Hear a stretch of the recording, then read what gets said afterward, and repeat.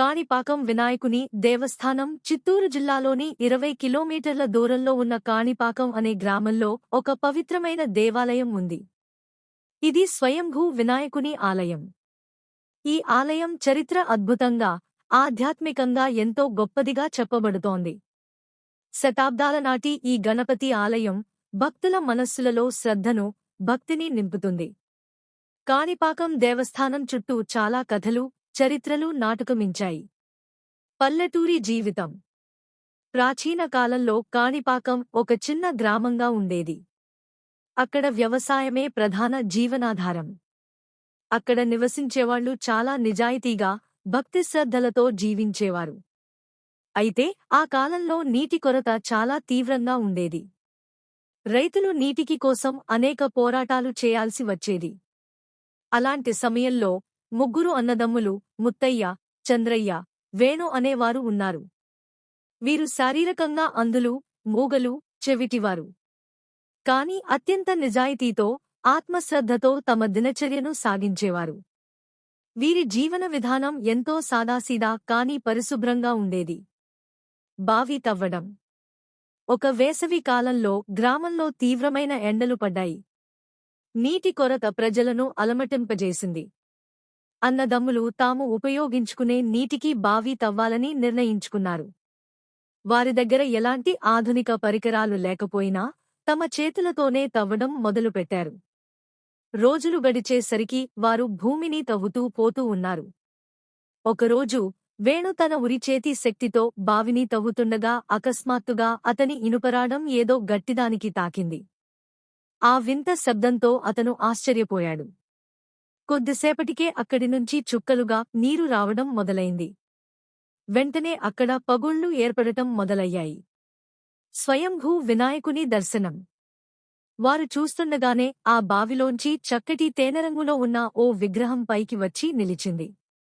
అది స్వయంభూ వినాయకుని విగ్రహం. ఆ విగ్రహం ఎక్కడనుంచి వచ్చిందనే విషయం వారికి అర్థం కాలేదు. కాని వారి హృదయంలో ఒక్కసారి ఆ పరమాత్మను దర్శించారనే భావన వచ్చేసింది. అద్భుతమేమిటంటే అప్పటివరకు అంధుడిగా, మూగగా ఉన్న ముత్తయ్య ఒక్కసారిగా మాట్లాడటం మొదలుపెట్టాడు. చంద్రయ్యకు చూపు వచ్చింది. వేణుకు వినిపించసాగింది. ఇది సమీప గ్రామాలకు ఆశ్చర్యంగా మారిపోయింది. జనాలు ఈ విషయం వినగానే వేలాదిగా అక్కడికి చేరుకున్నారు. ఆలయ నిర్మాణం.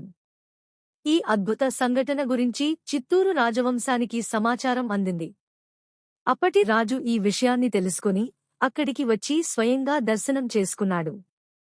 ఈ విగ్రహాన్ని మరోచోటికి మార్చేందుకు ప్రయత్నించినా అది నడవలేదు. వినాయకుడు ఇక్కడే ఉండాలన్న సంకేతమని గ్రహించి అక్కడే ఆలయం నిర్మించాడు. ఈ ఆలయ నిర్మాణానికి వేలాది మంది శిల్పులు, కూలీలు పనిచేశారు. విగ్రహం చుట్టూ ఉండే నీరు ఎప్పుడూ స్వచ్ఛంగా ప్రవహిస్తూ ఉంటుంది. ఇది చాలా అపూర్వ విషయం. ఈ నీరు ఎక్కడినుంచి వస్తోందో ఎవరికీ అర్థం కాదు. భక్తులు ఈ నీటిని తీర్థంగా తీసుకుంటారు. కాణిపాకం పేరునకు ఆవిర్భావం. ఈ గ్రామానికి కాణిపాకం అనే పేరు ఎలా వచ్చింది అనేది చాలా విశేషమైన విషయం. కని అంటే తెరుచుకోవడం మరియు పాకం అంటే జలధార. అంటే భూమిని తవ్వుతుంటే కనబడిన జలధార అని అర్థం. ఇలా ఈ గ్రామానికి కాణిపాకం అనే పేరు వచ్చిందని స్థానికులు చెబుతారు. ఇంకొక కథనం ప్రకారం మూగవాడు మాట్లాడడం, అంధుడికి చూపు రావడం, చెవిటివాడికి వినిపించడం ఇవన్నీ ఒక ప్రకాశం ద్వారా కనబడినట్లు అనిపించాయట. కనికరంగా పాకిన దేవత్వం అనే భావన కూడా ఉంది. శిలా శాసనాల ప్రభావం. కాణిపాకం ఆలయంలో పలు శిలా శాసనాలు లభించాయి.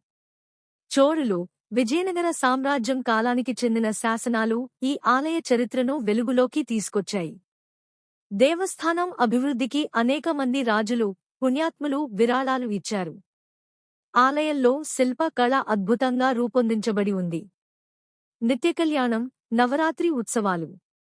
ఇక్కడ వినాయకునికి ప్రతిరోజు ప్రత్యేక పూజలు జరుగుతాయి. నవరాత్రుల సమయంలో ఇక్కడ జరిగే ఉత్సవాలు ఎంతో వైభవంగా ఉంటాయి. వినాయక చవితి సమయంలో లక్షలాది మంది భక్తులు ఇక్కడికి వస్తారు.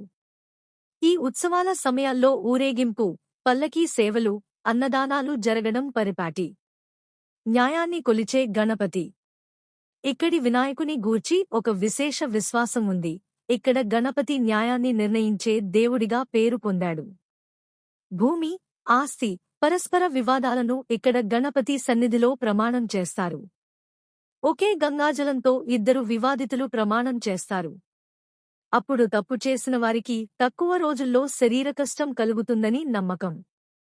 చాలామంది దీనివల్ల పంచాయతీలు లేకుండా న్యాయంగా వ్యవహరిస్తారు. కాణిపాకం వినాయకుని దేవాలయం ఒక చారిత్రక, ఆధ్యాత్మిక కేంద్రమే కాదు, అది భక్తి, నమ్మకం, నైతికతలకు నిలువెత్తు సాక్ష్యం. ఇక్కడ జరిగే అద్భుతాల వల్లే ఈ ఆలయం ప్రజలలో ఒక అపార విశ్వాసాన్ని పెంపొందించింది. స్వయంభూ గణపతి మహిమను ఎన్ని పదాల్లో చెప్పినా తక్కువే. ఈ ఆలయ దర్శనం చేసినవారు మనశ్శాంతిని పొందడమే కాదు, జీవితంలో మంచి మార్గాన్ని చూసేందుకు ప్రేరణను కూడా పొందుతారు. కనిపాకం, ఇది కేవలం ఒక దేవాలయం కాదు, ఒక ఆధ్యాత్మిక శక్తి కేంద్రం. మీకు ఈ వీడియో నచ్చితే లైక్ చేయండి, షేర్ చేయండి, సబ్స్క్రైబ్ చేయండి.